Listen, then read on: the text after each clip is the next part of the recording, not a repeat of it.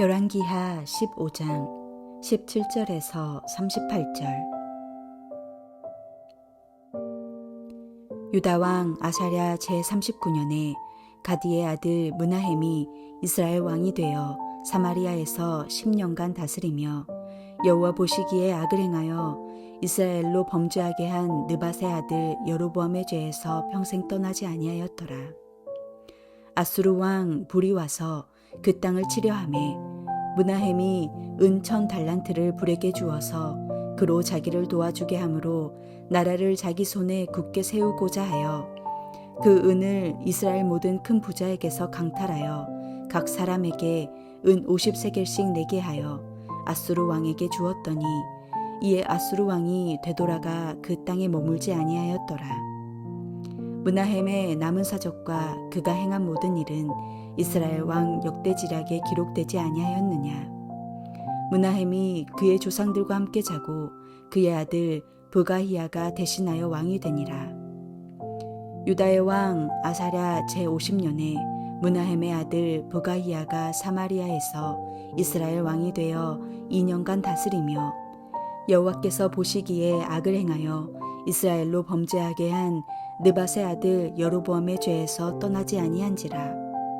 그 장관 르말랴의 아들 베가가 반역하여 사마리아 왕궁 호위소에서 왕과 아르곱과 아리엘을 죽이되 길르앗 사람 50명과 더불어 죽이고 대신하여 왕이 되었더라. 브가히야의 남은 사적과 그가 행한 모든 일은 이스라엘 왕 역대지략에 기록되니라. 유다의 왕 아샤랴 제52년에 르말랴의 아들 베가가 이스라엘 왕이 되어 사마리아에서 20년간 다스리며 여호와께서 보시기에 악을 행하여 이스라엘로 범죄하게 한 느밧의 아들 여로보암의 죄에서 떠나지 아니하였더라. 이스라엘 왕 베가 때에 아수르 왕 디글랏 빌레셀이 와서 이온과 아벨벳 마아가와 야노아와 게데스와 하솔과 길르앗과 갈릴리와 납달리 온 땅을 점령하고 그 백성을 사로잡아 아수르로 옮겼더라. 우시야의 아들 요담 제20년에 엘라의 아들 호세아가 반역하여 르말랴의 아들 베가를 쳐서 죽이고 대신하여 왕이 되니라. 베가의 남은 사적과 그가 행한 모든 일은 이스라엘 왕 역대지략에 기록되니라. 이스라엘의 왕 르말랴의 아들 베가 제2년에 유다 왕 우시야의 아들 요담이 왕이 되니 나이가 25세라. 예루살렘에서 16년간 다스리니라. 그의 어머니의 이름은 여루사라 사독의 딸이더라. 요담이 그의 아버지 우시야의 모든 행위대로 여호와께서 보시기에 정직히 행하였으나 오직 산당을 제거하지 아니하였으므로 백성이 여전히 그 산당에서 제사를 드리며 분향하였더라. 요담이 여호와의 성전의 윗문을 건축하니라. 요담의 남은 사적과 그가 행한 모든 일은 유다 왕 역대지략에 기록되지 아니하였느냐. 그때에 여호와께서 비로소 아람 왕 르신과 르말랴의 아들 베가를 보내어 유다를 치게 하셨더라.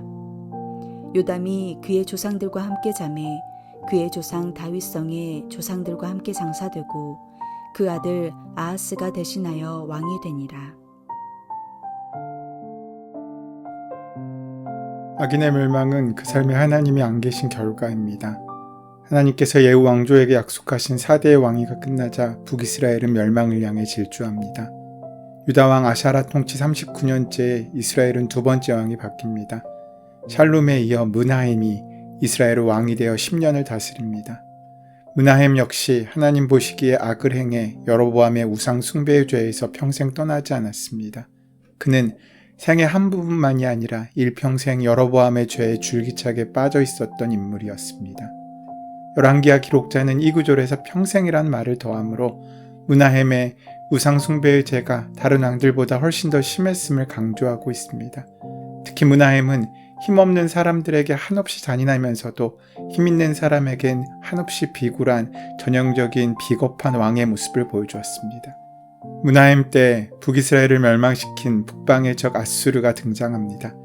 이스라엘 왕 므나헴은 아수르의 침략을 받자 은 1000달란트를 부자들에게서 강탈해 바칩니다. 하지만 어디까지나 이것은 임시 방편일 뿐이었습니다. 그는 은 1000달란트를 아수르 왕에게 주어 자신의 왕위를 지키고 그 나라도 자기 손안에 굳게 두려고 했습니다. 문하의 조공을 받고 아수르의 왕은 문하엔에게 신하국의 왕의 지위를 부여한 뒤 돌아갔습니다. 은 1달란트는 6000 드라크마이고 한 드라크마는 노동자의 하루 품삯입니다. 결국 은 1000달란트는 600만 드라크마이고 노동자 하루 품삯을 10만 원으로 계산한다면 6천억 원에 이르는 거액입니다. 그처럼 거액의 돈을 주고 문하엠은 자신의 정권을 유지시켰지만 나라는 더 피폐해졌습니다. 자신의 안위를 위하여 나라의 안위는 걱정하지 않은 얼마나 악한 매국의 왕입니까? 그 거액을 마련하라고 부자들에게 은 50세겔씩 거의 강탈하다시피 내게 했습니다. 은 1세겔은 노동자 4일의 품삯이기에 은 50세겔은 노동자의 200일치 품삯입니다. 노동자의 하루 품삯을 10만 원이라고 하면 2천만 원 정도의 돈입니다. 결국 은 50세겔로 은 1000달란트를 만들려면 3만 명 정도의 부자들로부터 강제로 돈을 빼앗은 셈입니다. 문하엠은 자신을 위해 백성을 희생시킨 악한 지배자형 리더의 표본이었습니다. 성경에서 왕을 구분할 때 지배자형 왕이 있고 지도자형 왕이 있습니다.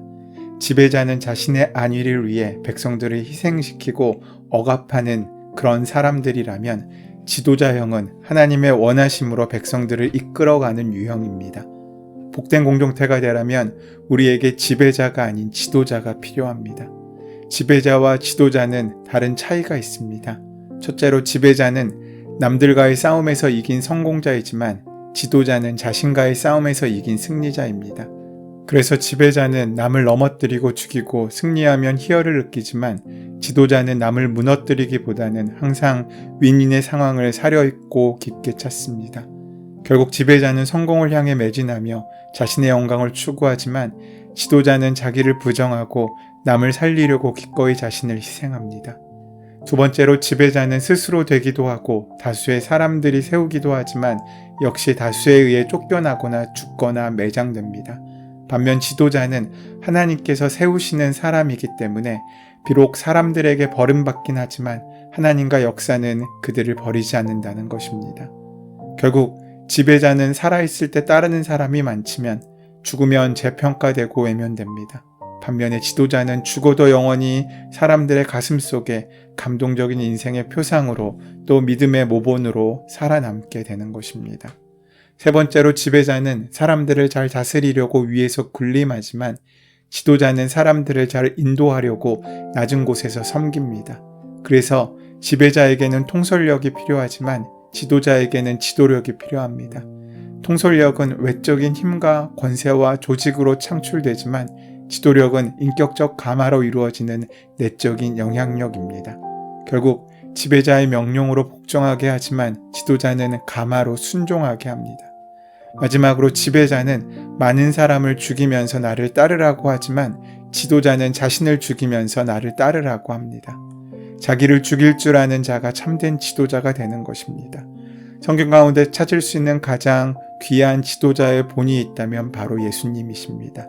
예수님은 남을 죽이고 스스로 원하시는 왕국을 세우신 것이 아니라 자신이 희생하신 그 십자가의 보혈의 공로 위에 하나님의 나라를 귀하게 세우신 것입니다. 결국 지도자의 길은 다양한 의견 속에서 일치를 이끌어내는 십자가의 길이기에 지도자는 남을 살리려고 나는 죽는다는 희생 철학이 분명한 사람입니다. 지도자란 따르는 자를 살려주는 사람이고 지도력이란 따르는 자를 살려주는 능력입니다. 세상은 섬기는 리더보다 강력한 카리스마가 있는 리더에게 더 끌릴 때가 많습니다. 그런 세상의 모습이 조금이라도 변화되기를 원한다면 지배자의 힘에 이끌리는 삶을 거부하고 지도자의 섬김과 리더십에 감동받는 마음과 시각을 계속 훈련하고 체질화시킬 수 있어야 됩니다. 그렇게 자신만을 위한 지배자로 세상에 군림하던 문하햄은 그 왕위를 지키지 못했고 그의 아들 부가히아는 왕이 되고 나서 2년 만에 부하인 베가에게 암살당합니다. 그리고 베가가 왕이 됩니다. 베가는 20년이란 긴 통치기간이 무색하게 업적이 거의 없습니다. 아수르가 사마리아 북쪽까지 진군했을 때 아수르의 지지를 얻은 호세아가 베가를 죽이고 왕이 됩니다. 호세아는 이스라엘의 마지막 왕입니다. 이 격변의 역사에서 회개를 촉구하는 선지자의 목소리는 없었습니다. 하나님은 침묵하심으로 악인을 심판하십니다. 모략과 술수로 시끄러운 시대에 하나님의 뜻이 무엇인지 조용히 귀를 기울일 수 있어야 됩니다. 베가 때 아수르의 침략으로 백성들이 포로가 됩니다. 호세아가 반역해 베가를 죽입니다.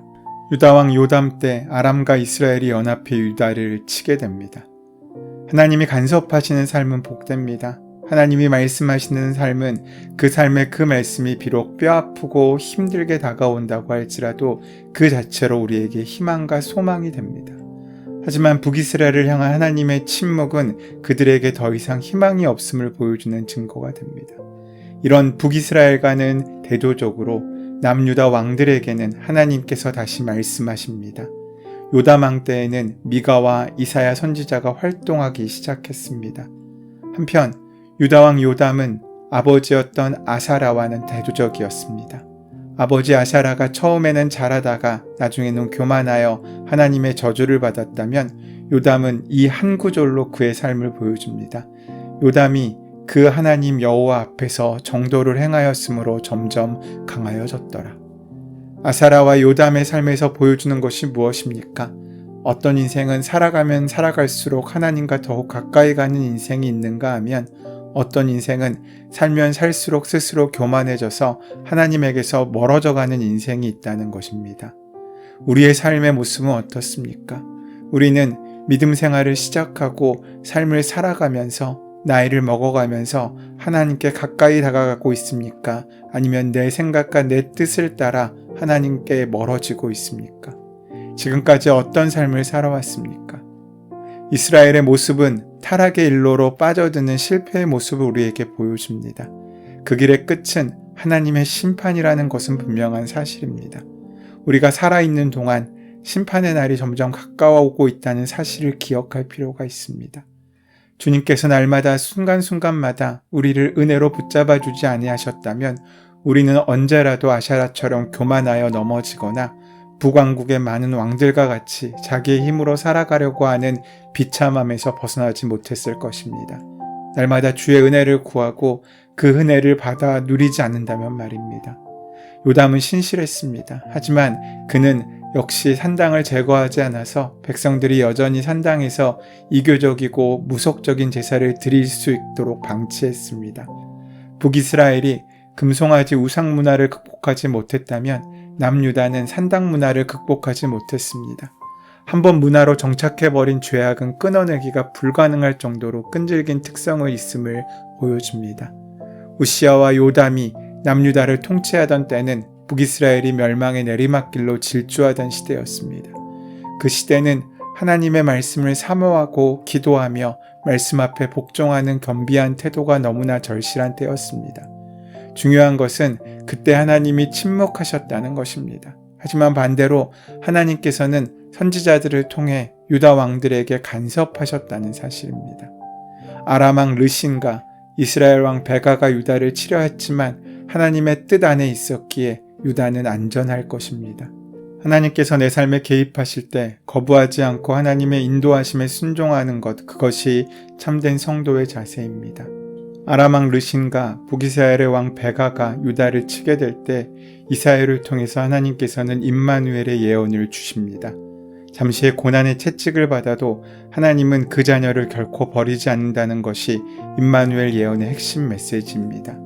상황과 환경이 아무리 힘들고 어렵다고 할지라도 하나님께서 우리를 떠나지 아니하신다면 거기에 소망이 있고 능력이 있습니다. 큰 문제와 대적이 있어도 하나님이 우리와 함께 하신다는 확신이 있으면 우리는 두려워할 필요가 없습니다. 성도가 하나님 안에 있으면 어두움과 두려움이 잠깐 찾아올 수는 있어도 그 어려움과 두려움이 우리를 지배할 수는 없습니다. 어둠과 두려움은 마음에 믿음 대신 탐욕이 자리할 때만 찾아옵니다. 그래서 수시로 기도할 수 있어야 합니다. 하나님, 저에게 탐욕과 이기심과 교만을 물리칠 힘과 능력을 허락하셔서 하나님께서 기뻐하시는 삶을 살게 해주십시오. 복음의 핵심은 바로 이 임마누엘이란 단어에 드러나 있습니다. 그래서 임마누엘이란 말만 들어도 힘이 되고 감격이 됩니다.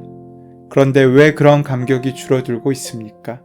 그것은 하나님의 도우심 없이도 인생이 살만하다는 것을 의미합니다.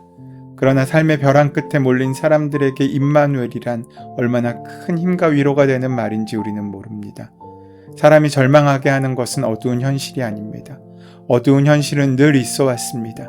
하나님은 때로 훈련 과정으로 어두움을 통과하게도 하십니다.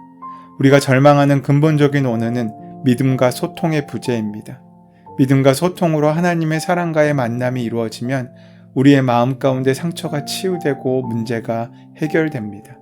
예수님께서는 이 땅의 모든 고통의 문제를 근본적으로 해결시켜 주시려고 이 땅에 오신 임마누엘의 하나님이십니다. 그 하나님을 의지하고 절망적인 상황에서도 소망을 품고 사는 복된 심령들이 되시기를 소원하고 축원합니다. 은혜의 주님, 인간의 꾀와 묘락이 판치는 세상에서 오직 하나님의 말씀을 인생의 다림줄로 삼고 살아가게 인도하여 주시옵소서. 늘 우리와 함께 하신 하나님을 신뢰하며 의지하고 붙잡고 나아가 이 땅 가운데 은혜를 누리는 복된 삶을 사는 우리가 되기를 소원합니다. 우리와 함께 하심을 믿사오며 감사하며 예수님의 이름으로 기도드립니다. 아멘. 이제 오늘 우리에게 허락하신 말씀이 나에게 주시는 말씀으로 만나지기 위하여 본문의 말씀을 나의 생각으로 묵상하시고 기도하시는 시간 가지도록 하겠습니다. 함께 기도합니다.